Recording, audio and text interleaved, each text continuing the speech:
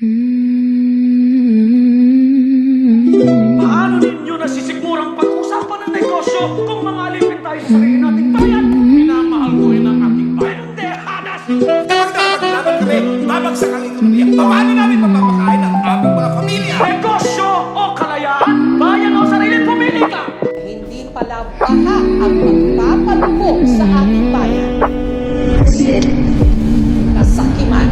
Talagang ang buhay natin ngayon ubod ng pait. Kahit nasabihin pang ikaw ay magpakabait, papagurin ka nga nila hanggang sa magkasakit. Kapalit ng kikitain mo na napakaliit. Damang-dama mo yung sakit pag hinagpis ka ng siit. Kahit magdoble kayo, malabo mo pa rin makamit. Para kumita ng malaki lahat ipagpapalit. May pambililan ng pagkain tsaka ng bagong damit. Samantalang mga turobo, sige lamang ang umit. Tingin sa mga kababayan natin napakaliit. Mga akala mong singkit kahit hindi naman inject. Pagod na ako sa ganito, gusto ko na lang pumikit. Ayoko na, nakakasawa ng magpumilit. Wala na sa kanilang tunay kahit sino pumalit. Ipinagkanulo nila yung dati sa ating sumagip. Kaya ganda ng ating bayan, malabo nang bumalik. Nakakapagod ipaglaban ang ating bayan.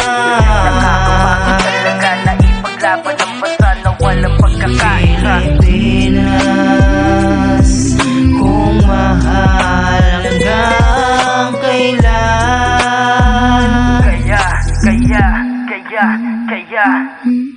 Kaya tao po, nandyan po ba kayo sa loob ng malaking bahay at malawak na bakuran? Mataas na pader, pinapaligiran ng mga nakapilang mamahaling sasakyan. Ilang taon na rin nung huling maranasan yung kahit papanong gumanda ang ating bayan.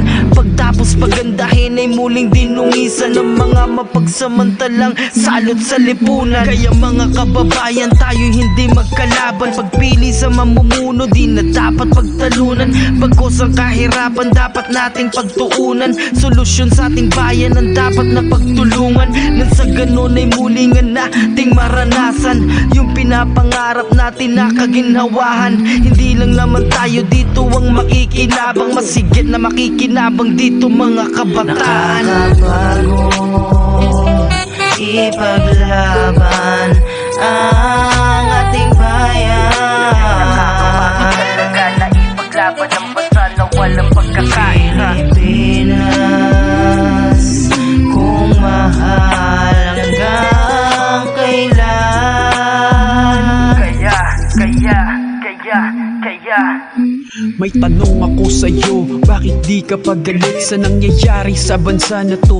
Napakapait, kung susumahin hindi dapat mapait. Natatamasan namin na hangad lamang ay sa hirap makatawid. Kami nasasamid kahit walang mapantawid. Sa araw na sisikat dahil ang sahod ay maliit. Benepisyong ikaw mismo ang umipuno. Utangin mo sa kanila para may pangtawid.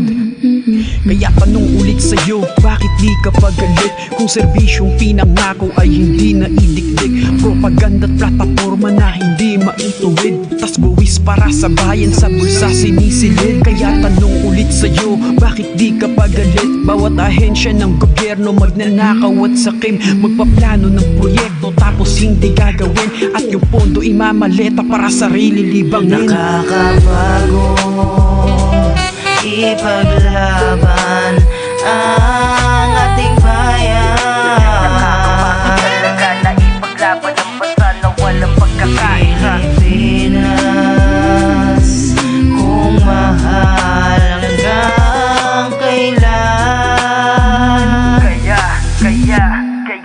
Kaya